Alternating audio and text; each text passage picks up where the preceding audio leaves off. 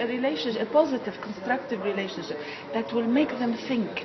What are you doing with your life? What are you planning to do in the future? Where you want to go? Do you just want to be just drinking and partying? So what you're saying is that the professional experience as such shouldn't have such a great emphasis on who. Well, I think that's just the the basis. I mean, I think that's sort of to qualify as a mentor, you have to have a certain professional experience, because we have to have a way of vetting people that we don't have people that are not that don't have the right skill set or experience. And just given the fact that you've had 10 years professional experience or 15 or whatever we might determine, means that you know how to operate in a company or in don't you think a mentor would also be looking for somebody in their own field, but also that could maybe give them opportunities of contact in that field so that they could find work? Absolutely. That might be part of it, but I think you're right. But I think there's something here more than just the networking aspect, and I really think it's critical the guidance and the support and the impartial point of view that they're not going to get from their family or from in a lot of families, a lot of very more traditional families, they're going to be told certain things that again your point of view that you're going to give them may not match with what they're being told at home, and that's something also to think about how to manage that you don't give them expectations that they cannot fulfill as well. That's a very good point, because I think that it's a great idea to make sure that the fields are matched together, but at the same time it would be necessary to make it very clear to the mentee that do not expect that you will get something from a job from this, right, or that you will that do not expect this, because you don't want to put the mentor in an awkward position too, where then they feel obligated to go job hunting. But I think there's a lot of networking groups where you can get that, and you can get contacts and professional, connections. But I don't think that's what this should be essentially about. I mean, I think that can happen too. But if they were in the position they could select a mentor, then that may be a deciding factor for them. Same field. And opportunities. Right. But I think that has also with the expectation.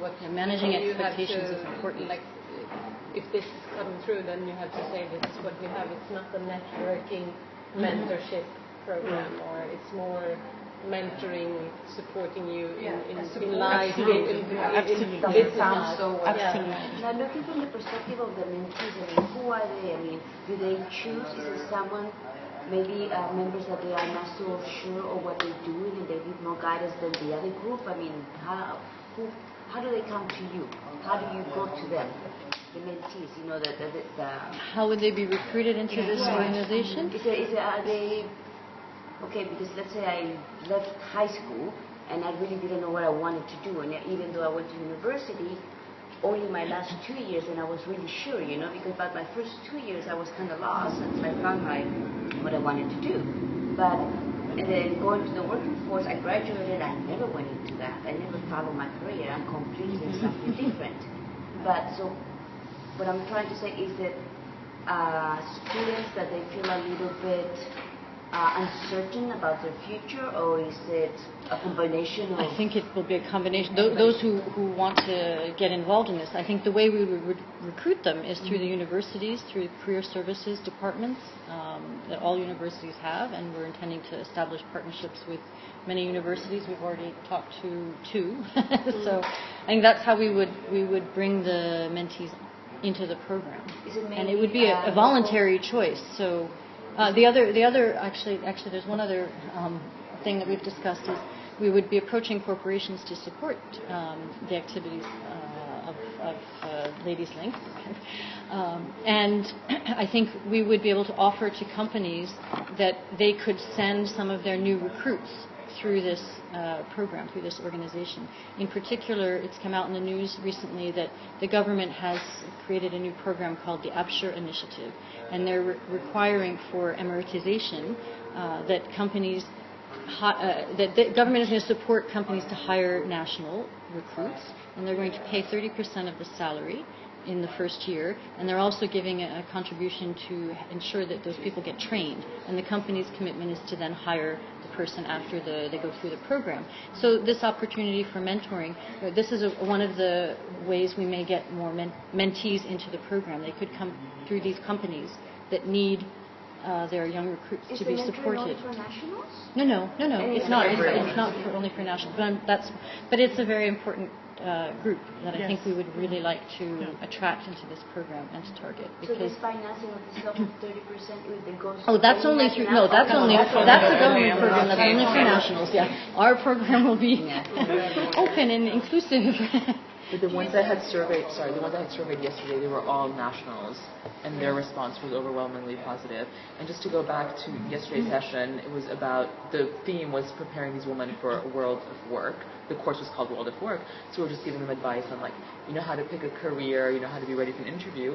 So even though there were 4 different majors, it was communication, business, and fashion, very different. They weren't per se wanting to work at L'Oreal, but the kind of questions they had were, why should I, what are important aspects to consider in choosing a career? Why did you decide to work for L'Oreal versus a bank?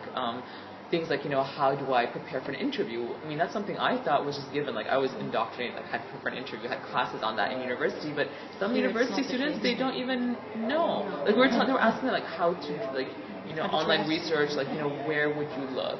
Like, that's so basic to me, but, so it might not be getting them ready for that particular job in your career, but just that general guidance is, I think, what these women yesterday were lacking. We could do a 2-stage of mentorship where some would not necessarily do the first stage, which would be to help them finding which sort of career they want to go to.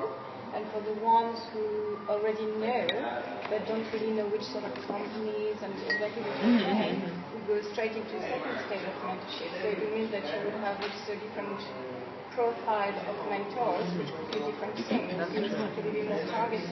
That's true. And I think that makes sense. It is also maybe also to say how is it to be a woman in working life, because that is also different. Your approach and how you are approached by colleagues and